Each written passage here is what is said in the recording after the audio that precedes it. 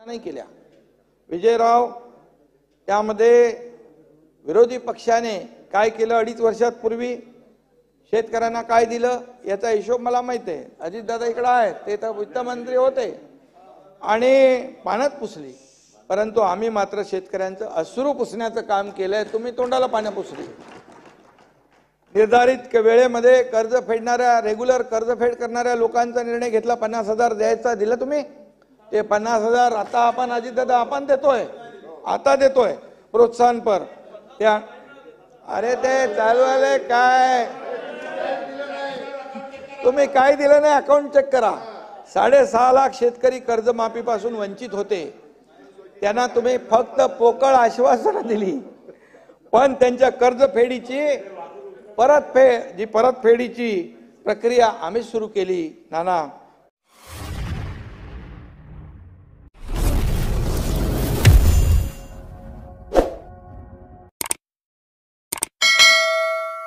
पोकळ घोषणा तुमच्या आणि भरीव काम आमचं, अशी परिस्थिती सध्या आहे। आणि म्हणून जोर पण नाही तुमच्यामध्ये। काय गेल्या अधिवेशन मागचंही पाहिलं, आताही पाहिलं, विरोधी पक्ष एकदम खरं म्हणजे शेतकरी कोमत नाही, विरोधी पक्ष कोमत गेला का काय। आणि आपलं सरकार गेलं या धक्क्यातून अजून तुम्ही सावरलेले दिसत नाही। अरे वस्तुस्थिती तर मान्य करा। इथं मुख्यमंत्री आहे, उपमुख्यमंत्री आहे, सरकार बदललंय, वेगवान निर्णय घेणार सरकार इथं काम करतंय, हे मान्य करायला पाहिजे, वस्तुस्थिती मान्य करायला पाहिजे। ती तुम्ही हजम करत नाही। त्यामुळे शेतकऱ्यांसाठी आम्ही काय केलं याची तुम्हाला कल्पना आहे, परंतु कळतंय पण वळत नाही, अशी परिस्थिती आहे। बळीराजाला तुम्हाला एवढंच सांगतो, त्याची माहिती करून घ्यावी लागते। माती चिखल तुडवत तिथं जावं लागतं। नागपूरचं अधिवेशन होतं, मी देवेंद्रजी आम्ही गेलो, अधिवेशन असताना अवकाळी पडला तिकडे त्या आशिष जयस्वालच्या मतदारसंघात, आम्ही गेलो स्वतः तिथे, स्वतः गेलो, शेतकऱ्यांशी बोललो, त्यांना मदत केली, पैसे दिले। माजी अध्यक्ष सतत बसून बोलतायत, माननीय मुख्यमंत्र्यांच्या भाषणामध्ये अडथळा निर्माण करतात। आपण एकदा त्यांना सांगितलं, आता त्यांना समज द्या आपण। आणि म्हणून खरं म्हणजे मुख्यमंत्र्यांचा रिप्लाय होते, कोणीतरी तुमच्यातल्याच लोकांनी विचार मांडले होते, शेतकऱ्यांना वर्क फ्रॉम होम करता येईल का। आता असे विचार मांडणाऱ्या लोकांकडून काय अपेक्षा करणार,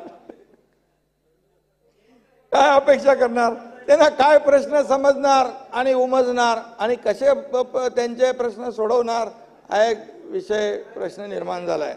खरं म्हणजे त्यामुळे आपल्याला मी एकच सांगतो, शेतकरी शेतात राबतो म्हणून आपल्याला आपला हात आणि तोंडाची गाठ होते, हे आपण मान्य केलं पाहिजे, त्याचं उपकार आपण मान्य केले पाहिजे। आणि सरकार म्हणून आज मोठ्या प्रमाणावर शेतकऱ्यांना आपण योजना लागू केलेल्या आहेत। केंद्र सरकारच्या नमो शेतकरी महासन्मान योजनेअंतर्गत 16 हप्त्यांमध्ये 29,520 कोटी रुपये बँकेमध्ये जमा करण्यात आले। केंद्र सरकारच्या योजनेपासून आपल्या सरकारने प्रेरणा घेतली, त्यांना आपण प्रोत्साहन घेतलं। सरकारने नमो शेतकरी महासन्मान योजना चालू केली की नाही। 6,000 रुपये, 6 आणि 6 12,000 रुपये मिळतात की नाही, का ते पण नाही मिळत।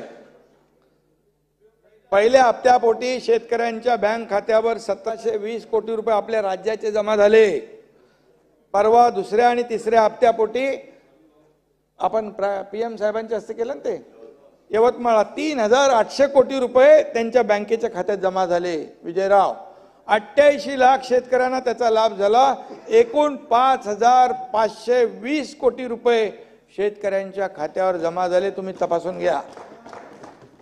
एकनाथ शिंदे बोलतो ते बोलतो, खोटं बोलत नाही, दिलेला शब्द पाळतो, हे तुम्ही पाहिलेलं आहे।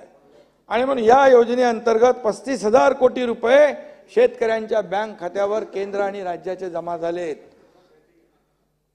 सरकारने म्हणजे पूर्ण 35,000 केंद्र आणि राज्याचे। केंद्र सरकारने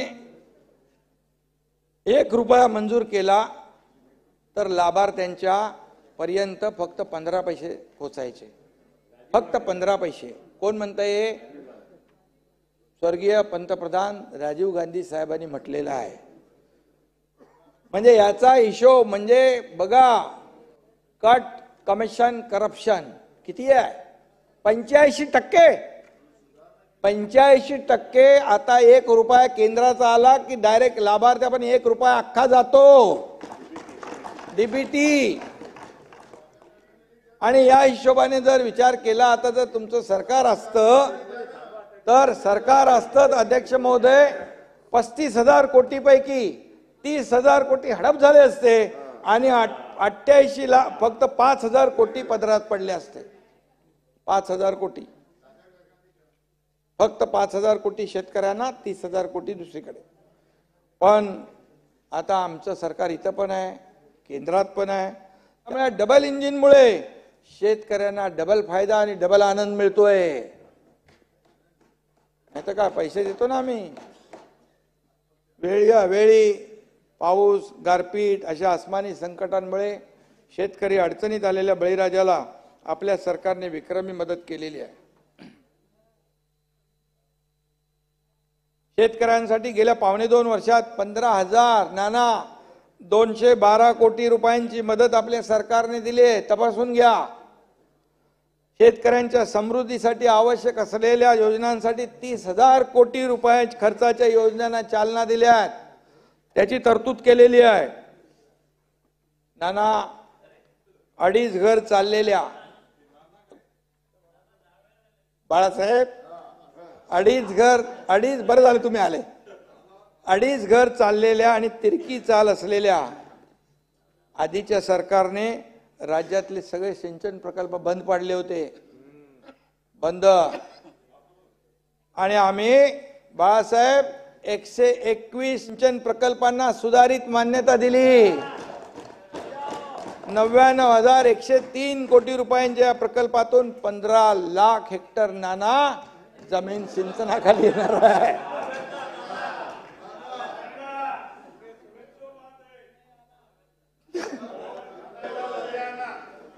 हर बात को नाना नहीं कहना, आना भी कहना.